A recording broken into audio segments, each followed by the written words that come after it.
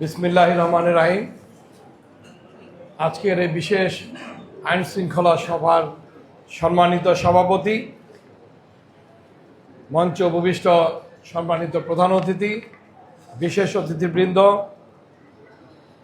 এবং নারায়ণগঞ্জ জেলার নির্বাচনের কাজে নিযুক্ত আইন শৃঙ্খলার সিনিয়র কর্মকর্তাবৃন্দ, উপস্থিত সাংবাদিকবৃন্দ এবং নারায়ণগঞ্জ 4 আসনের সম্মানিত প্রার্থীবৃন্দ ও ভাইয়েরা আমার, আসসালামু আলাইকুম রহমতুল্লাহ বারাকাতুহু।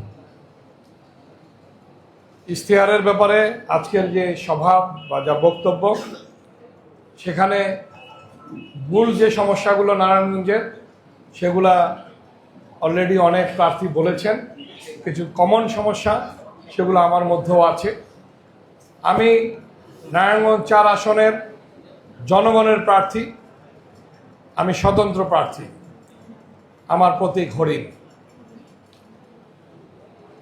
ভাইরা আমার, আমাদের নারায়ণগঞ্জের বিশেষ করে ফতুল্লা অঞ্চলের সবচেয়ে বড় সমস্যা জলবদ্ধতা। দীর্ঘদিন যাবৎ এই জলবদ্ধতা মানুষ দুর্বিষহ জীবনযাপন করছে।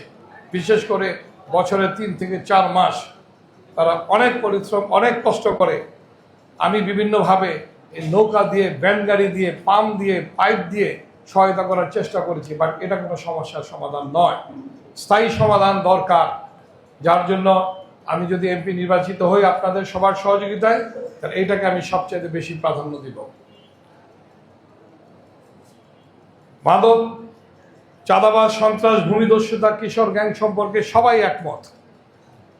উপস্থিত সম্মানিত প্রশাসনের সর্বস্তরের কর্মকর্তা সাহেবদের সদয় অবগতির অনুরোধ জানাতে চাই, বলতে চাই, উইথ ডিউ রেসপেক্ট, এই সন্ত্রাস নির্মূল করার দায়িত্ব প্রশাসনের। জনগণ এবং আমরা জনপ্রতিনিধিরা আপনাদেরকে সহযোগিতা করতে পারি, কিন্তু সেই দায়িত্বটা আপনাদের। আমরা সবাই মিলে সেটা করতে চাই, কিন্তু সেটা হচ্ছে না। এটার প্রতি আপনারা সদয় দৃষ্টি দিবেন। নারী সুরক্ষা, মর্যাদা, ক্ষমতায়ন নিশ্চিতকরণ ও নারী শিশুর নিরাপত্তা, শিক্ষা ব্যবস্থা অগ্রাধিকার, নারীদের জন্য নিরাপদ চলাচল, আইনি সহায়তা, প্রশিক্ষণ ও কর্মসংস্থানের সুযোগ সৃষ্টি করা, অঞ্চলভিত্তিক কমিউনিটি ক্লিনিক ও পাশাপাশি একটি আধুনিক মেডিকেল কলেজ ও হাসপাতাল প্রতিষ্ঠার কথা অনেকেই বলেছেন, তার সঙ্গে আমিও একমত। এটা অবশ্যই আমাদের এখানে হওয়া উচিত। সেই ক্ষেত্রে আমি সচেষ্ট থাকব, আমি চেষ্টা করব যদি আপনারা আমাকে এমপি নির্বাচিত করেন। শিশু এবং তরুণদের জন্য খেলার মাঠ আমাদের এই এলাকায় খুবই কম, সেই ক্ষেত্রেও আমাদেরকে মনোযোগ দেওয়া উচিত, সেটাও আমরা চেষ্টা করব ইনশাআল্লাহ। শিক্ষার গুণগত মান নিশ্চিত ও মেধাবী শিক্ষার্থীদের সহায়তা প্রদান করা, কর্মসংস্থান সৃষ্টি ও দক্ষতা উন্নয়নে কারিগরি আইটি প্রশিক্ষণের ব্যবস্থা করা। চলমান গ্যাসের যে সমস্যা, সেটা অনেক বড় সমস্যা। আমাদের বাসায় চুলায় গ্যাস নাই, মানুষ দুর্বিষহ অবস্থায় থাকে, সেটা অনেক বড় সমস্যা। কিন্তু আমি যদি নির্বাচিত হতে পারি, আমি সরকারকে অনুরোধ করব, চেষ্টা করব অন্তত আমাদের নারায়ণগঞ্জ 4 আসনে যাতে এই সমস্যাটা দ্রুত সমাধান করা সম্ভব হয়।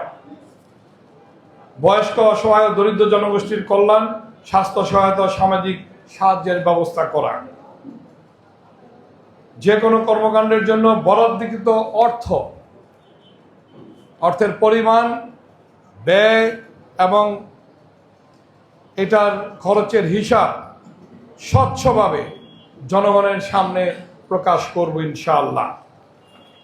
ভাইরা আমার, ইশতেহার অনেক কিছু দেওয়া যায়, বক্তৃতা অনেক বলা যায়।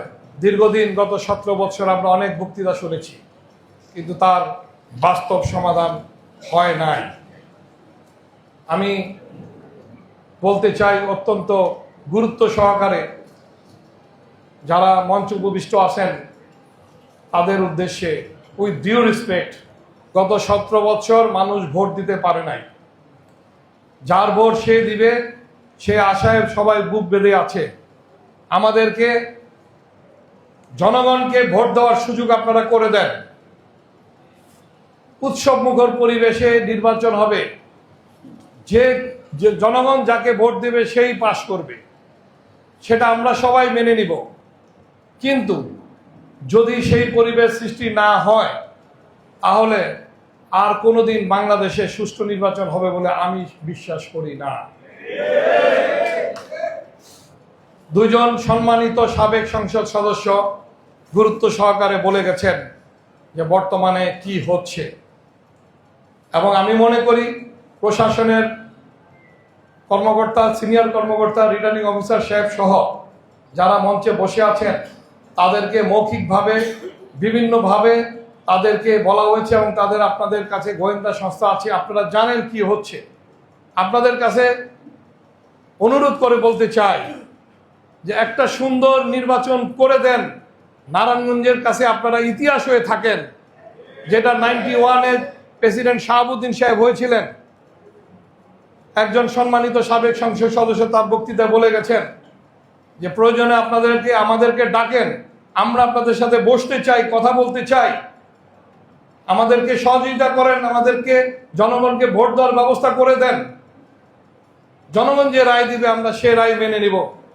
আর না হলে সম্মানিত সদস্য, সাবেক সংসদ সদস্য বলে গেছেন যে আমরা তাহলে প্রার্থিতা প্রত্যাহার করে আমরা চলে যাই, কোনো সমস্যা নাই। কিন্তু প্রশাসনের নির্বাচন এখানে হলে এটা মানুষ আশাহত হবে। আমি আপনাদের কাছে অনুরোধ করছি, আপনারা দয়া করে আমাদেরকে ডাকেন, আমরা কি বলতে চাই আপনারা শুনেন এবং প্রয়োজনীয় ব্যবস্থা করেন। আমরা একটাই জিনিস চাই, নিরপেক্ষ নির্বাচন। আমাকে ভোট দিলে আমি পাস করবো, ভোট না দিলে না হবে, কোনো অসুবিধা নাই। কিন্তু আমরা একটা নিরপেক্ষ নির্বাচন দেখতে চাই, এটা আমাদের অধিকার। আপনাদেরকে অনুরোধ করছি দয়া করে তার ব্যবস্থা করে দেন। ধন্যবাদ সবাইকে। আসসালামু আলাইকুম ওয়া রাহমাতুল্লাহি ওয়া বারাকাতুহু।